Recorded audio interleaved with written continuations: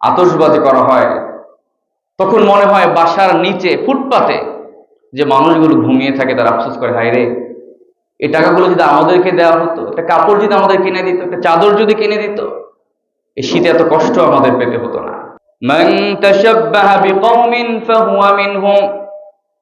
ওমর ফারুক রাদিয়াল্লাহু তাআলা আনহু থেকে সুনানে আবু দাউদে হাদিস বর্ণিত হয়েছে, বিশ্বনবী সাল্লাল্লাহু আলাইহি ওয়াসাল্লাম বলেন, যে কিনা কোনো সম্প্রদায়ের অনুসরণ করবে, কোন সম্প্রদায়ের রীতিনীতি গ্রহণ করবে, তাহলে সে সম্প্রদায়ের অন্তর্ভুক্ত হয়ে যাবে এবং ওই ব্যক্তির কিয়ামত হাসর নাসর ওই সম্প্রদায়ের লোকদের সাথেই হবে। নাউযুবিল্লাহ।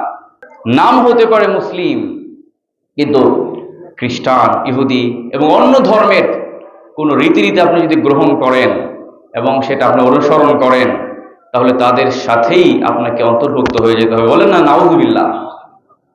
এজন্য এই 31st নাইট এটা কোনো মুসলমানের উৎসব হতে পারে না। প্রথমত ইরানে যারা প্রকৃতি পূজারী ছিল, সূর্য, চন্দ্র, গাছপালা, আগুন, এগুলোর পূজা যারা করত, তারা একটা উৎসব সেখানে পালন করত, বছরের শেষ দিনটিতে তারা পালন করত। নতুন বছরকে স্বাগত জানিয়ে তারা পালন করত, নওরোজ নামে একটা অনুষ্ঠান তারা সেখানে করত। এর পরবর্তীতে 1582 সালে গ্রেগরিয়ান ক্যালেন্ডারের প্রবর্তন করা হয়। এখন আমরা যে ইংরেজি ক্যালেন্ডার রয়েছে, যে হিসাবটা আমরা করি, এই গ্রেগরিয়ান ক্যালেন্ডার, এটা হচ্ছে পোপ গ্রেগরি, খ্রিস্টানদের একজন পোপ ছিলেন, ধর্মযাজক ছিলেন। তার নামানুসারেই এই গ্রেগরিয়ান ক্যালেন্ডার 1582 সালে এটাকে অন্তর্ভুক্ত করা হয় তার নামে। কার নামে? পোপ গ্রেগরির নামে, খ্রিস্টান ধর্মযাজক।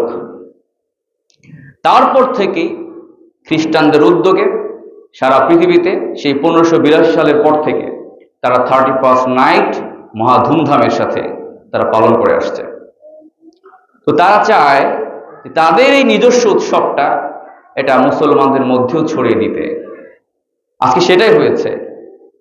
আমরা না বুঝে আজকে তাদের ফাঁদে আমরা পা দিয়ে ফেলেছি, ঠিক না? আজকে তাদের উৎসবটাকে আমাদের মুসলমানদের উৎসব মনে করে আমরা সেটাকে পালন করছি, অথচ এই উৎসব 31st নাইট পালন করা মুসলমানদের জন্য হারাম বলে এটাকে উল্লেখ করা হয়েছে। উলামায়ে কেরাম এটা একমত যে আপনি এটা পালন করতে পারবেন না, আমাদের যুবকরা এটা পালন করতে পারবে না। হাদিস তো বলেছি, আপনি যদি অন্য কোনো ধর্মের রীতিনীতি অনুসরণ করেন, তাহলে আপনি তাদের সম্প্রদায় হিসেবে আপনি অন্তর্ভুক্ত হয়ে যাবেন এবং কিয়ামতের দিন আপনাকে তাদের সাথেই উঠতে হবে। আমরা কি এটা চাই? না। এই উৎসব, এটা কোনো উপকারিতা নেই, আছে নাকি? না, এর অনেক ক্ষতির দিক আছে। এই 31st নাইটে এই আতশবাজি করতে গিয়ে, ফানুস ওড়াতে গিয়ে লক্ষ কোটি কোটি টাকা সারা পৃথিবীতে অপচয় হয়, হয় না? মিলিয়ন মিলিয়ন ডলার অপচয় হয়। এই যে অর্থের অপচয় হলো, এটা কি কোনো মুসলমানের সন্তান এটাকে অনুমোদন দিতে পারে? না। রব্বুল আলামিন কোরআনুল কারীমে বললেন, ইন্নাল মুবাযযিরিনা কানু ইখওয়ানাশ শায়াতীন। নিঃসন্দেহে অপচয়কারী শয়তানের ভাই হিসেবে রব্বুল আলামিন তাকে উল্লেখ করেছেন। অপচয়কারী সে কে? তার পরিচয় কি? শয়তানের ভাই। তো শয়তানের ভাই যারা, তারাই অপচয় করে। সারা পৃথিবীতে মানুষ কত অনাহারে থাকে, অর্ধাহারে থাকে। এ সমস্ত মানুষগুলোর 3 বেলা খাবারের আয়োজন করে দেয়া যেত।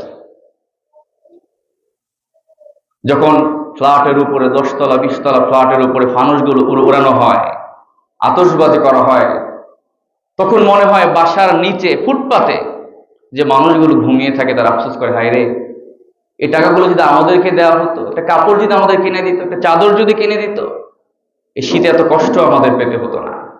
উত্তরবঙ্গের মানুষ, গরিব অসহায় মানুষগুলো কত কষ্ট পায় শীতের মধ্যে। তাদেরকে তো কাপড় কিনে দেওয়ার ব্যবস্থা করা যেতে পারতো, খাবারের ব্যবস্থা করা যেতে পারতো না? অসহায় মানুষগুলো হয়তো তারা আসমানের দিকে তাকিয়ে থাকে আর এগুলো দেখে আর হাসে, আহা আমরা পাইলে খাবার, আর মানুষগুলো ভেবে টাকার অপচয় করে, সম্পদের অপচয় করে।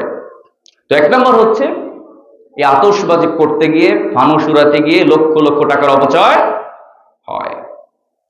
এরপর হচ্ছে স্বাস্থ্য বিপর্যয় হয়। অনেক শিশুরা আছে, বৃদ্ধ মানুষ আছে যারা কিনা বিকট আওয়াজ এগুলো সহ্য করতে পারে না। প্রতি বছরই এরকম দুর্ঘটনার কথা শোনা যায়, মানুষ মারা যায়, অনেক হার্ট অ্যাটাক করেও মারা যায়। শুনেছেন আপনারা? যারা দুর্বল হার্টের অধিকারী এগুলো সহ্য করতে পারে না। গত বছর একটা বাচ্চাও এরকম মারা গিয়েছে, এত কান্নাকাটি করে বাচ্চারা ভয় পেয়ে যায়। তো এভাবে স্বাস্থ্য বিপর্যয় হয়, অসংখ্য মানুষের ক্ষতি হয়। তো যেগুলো করলে মানুষের ক্ষতি হবে সেগুলোতে আমি মুসলমানের সন্তান হিসেবে কিভাবে সাপোর্ট করবো, সেটার সাথে আমি কিভাবে নিজেকে জড়াবো? অথচ বিশ্বনবী সাল্লাল্লাহু আলাইহি ওয়াসাল্লাম বললেন, আল মুসলিমু মান সালিমাল মুসলিমুনা মিন লিসানিহি ওয়া ইয়াদিহি। মুসলমান তো সেই যার মুখ এবং হাত থেকে অপর মুসলমান নিরাপদ থাকে। তো আপনার দ্বারা যদি অন্য কোনো মুসলমান ভাই কষ্ট পায়, অন্য কোনো মুসলমান ভাই তার যদি কষ্ট হয়, তাহলে এই উৎসব আপনি কেমন উৎসব করলেন? কিসের 31st নাইট আপনি করলেন? আপনি তো নিজেকে মুসলমান দাবি করার অধিকার রাখেন না। প্রিয় ভাইরা, তাহলে স্বাস্থ্য বিপর্যয় হয়, মানুষের ক্ষতি হয়। এরপর হচ্ছে বিপর্যস্ত প্রকৃতি। প্রতি বছর হাজার হাজার পাখি মারা যায়, প্রাণীদের ক্ষতি হয়। দেখবে যে রাতের বেলা এই যে আতশবাজি করা হলো, ফানুস উড়ানো হলো, সকালবেলা দেখবেন যেখানে বড় বড় গাছ আছে, বন আছে, অসংখ্য পাখি নিচে পড়ে মারা গিয়েছে। এর আগে একটা নিউজে দেখেছিলাম, ফ্রান্সে হাজার হাজার পাখি মরে পড়ে আছে। পৃথিবীর বিভিন্ন দেশে পাখিরা পর্যন্ত হার্ট অ্যাটাক করে ভয়ে মারা যায়। তাহলে যেটা মানুষের ক্ষতি হয়, প্রকৃতির ক্ষতি হয়, সেটা কখনো ইসলাম অনুমোদন দিতে পারে না।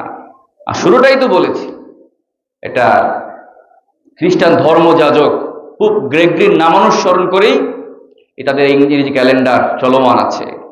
তো সেখানে আমি কিভাবে সাপোর্ট দেব? প্রতি বছর এই ফানুস উড়াতে গিয়ে বিভিন্ন জায়গায় আগুন লেগে অসংখ্য ক্ষয়ক্ষতি হয়, লক্ষ লক্ষ টাকার অপচয় হয়, কত মানুষের কারখানা পুড়ে যায়, বাড়িঘর আগুন লেগে যায়, কারেন্টের তারে আগুন লেগে যায়, জীবনহানি পর্যন্ত হয়। এরপরে এই উৎসব যারা পালন করে, এটাই তারা বোঝাতে চায় যে তারা একটা ভোগবাদী প্রজন্ম আমাদেরকে উপহার দিতে চায়। তারা যেমন পশুরা কি, তারা পৃথিবীতে জন্ম নেয়, খায়, মলত্যাগ করে, এক পর্যায়ে মারা যায়। এটা হচ্ছে পশুদের জীবন। এই যে ভোগ, আনন্দ, উৎসব, বেহায়াপনা, উশৃঙ্খলতা, এটা কোনো মুমিনের জীবন হতে পারে নাকি? না, মুসলমানদের জীবন এরকম উশৃঙ্খলতায় ভরপুর হতে পারে না। মুসলমানও আনন্দ করবে, তবে সেটা থাকবে শালীনতায় ভরা। আল্লাহ আমাদের জন্য ঈদুল আযহা দিয়েছেন, ঈদুল ফিতর দিয়েছেন, দেন নাই? পারিবারিক আনন্দ আমরা করব, কোনো সমস্যা নাই, কিন্তু মানুষকে কষ্ট দিয়ে এরকম ডিজে পার্টি করে, ডান্স করে, গান করে, পরিবেশ বিপর্যয় করে এই আনন্দ, এটা মুসলমানের সন্তান কখনো করতে পারে না। তো আমরা ভোগবাদী প্রজন্ম আমরা চাই না, যদি শুধু খাওয়ার, ঘুমানো আর বেঁচে থাকাতেই তারা বিশ্বাস করে।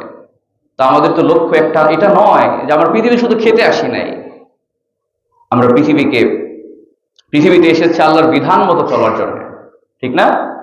আল্লাহর বিধান মতো চলে, আল্লাহর দেখানো পথে চলে আমাদের আসল বাড়ি জান্নাতে আমরা যেতে চাই, ঠিক কিনা বলেন?